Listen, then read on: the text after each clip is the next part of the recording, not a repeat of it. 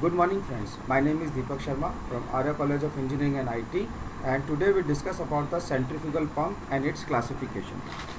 So let's start. Centrifugal pump is a power absorbing turbo machine used to raise liquids from a lower level to a higher level by creating the required pressure with the help of centrifugal action.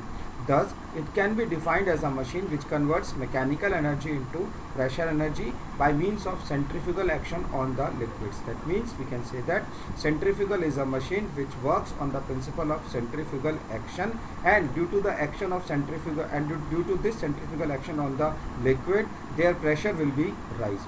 When a certain amount of liquid is rotated by an external energy, or we can say mechanical energy, inside the pump casing, a forced vortex is set up which raises the pressure head of the rotating liquid purely by centrifugal action.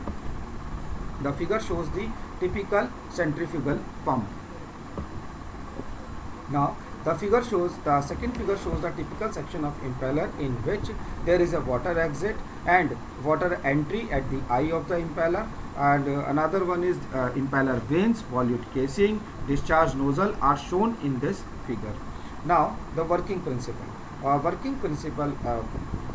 figure shows that the working principle of the centrifugal pump, in which liquid is to be pumped, enters the center of the impeller, which is also known as the eye of the pump, and discharge into the space around the casing, hence filling the space.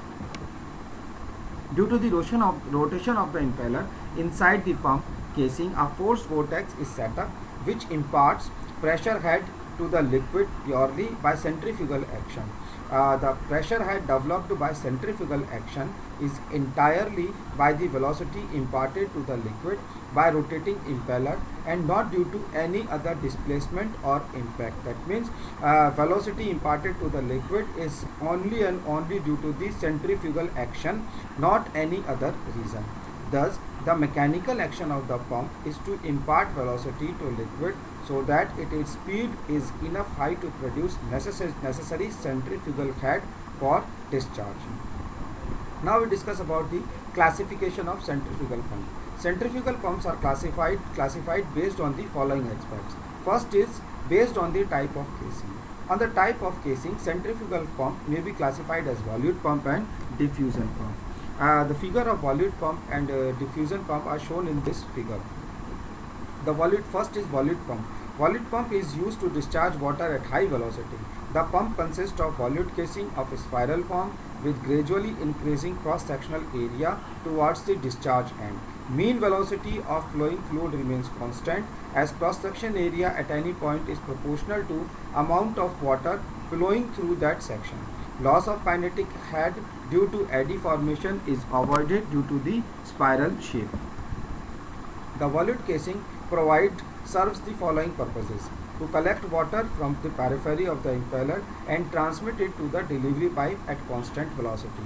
Eliminate the head loss due to the change in velocity, as the velocity of water leaving the impeller equals the velocity of flow in the volute. Now, in third one is increase the efficiency of the pump by eliminating the loss of head. Now, the second is diffusion pump, or it is also known as turbine pump. The diffusion pump consists of an impeller surrounded by guide wheel fitted with stationary vanes or diffusers as shown in the figure. The cross-sectional area of these vanes increases gradually so that pressure of the fluid increases by decreasing velocity as fluid passes over the vanes. The guide vanes are so designed that the angle made at the entrance should perfectly match with the direction of the absolute velocity at the outlet of the impeller. Hence, we can say that in the diffusion, the difference between the volute pump and diffusion pump is the guide wheels or guide vanes.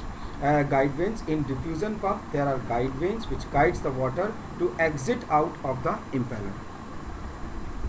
Diffusion pump may be either horizontal or vertical shaft type. The vertical shaft type pump is suitable for deep wells where space consideration is more important. These pumps are used in narrow wells and mines. Now, the third classification is based on fluid entrance. On the basis of fluid entrance, the pumps are classified as single entry or double entry as shown in the below figure. First is single entry pump. In single entry pump, water is admitted from one side of the impeller only, while in double entry pump, water enters from the both side of the impeller. This arrangement neutralizes the axial thrust, producing high heads. It is used for pumping large quantities of water. So that means for high heads, double entry pump is more suitable than the single entry pump. Now the third classification is based on the type of impeller. So on the type of impeller, the pumps are classified as closed impeller pump, semi-closed impeller pump or open impeller pump. Now first we discuss about the closed impeller pump. If the impeller vanes are covered with shrouds or both sides of the impeller, on both sides of the impeller, then it is a closed impeller pump. This pump can handle non-viscous liquids like water, hot oils, acids, etc.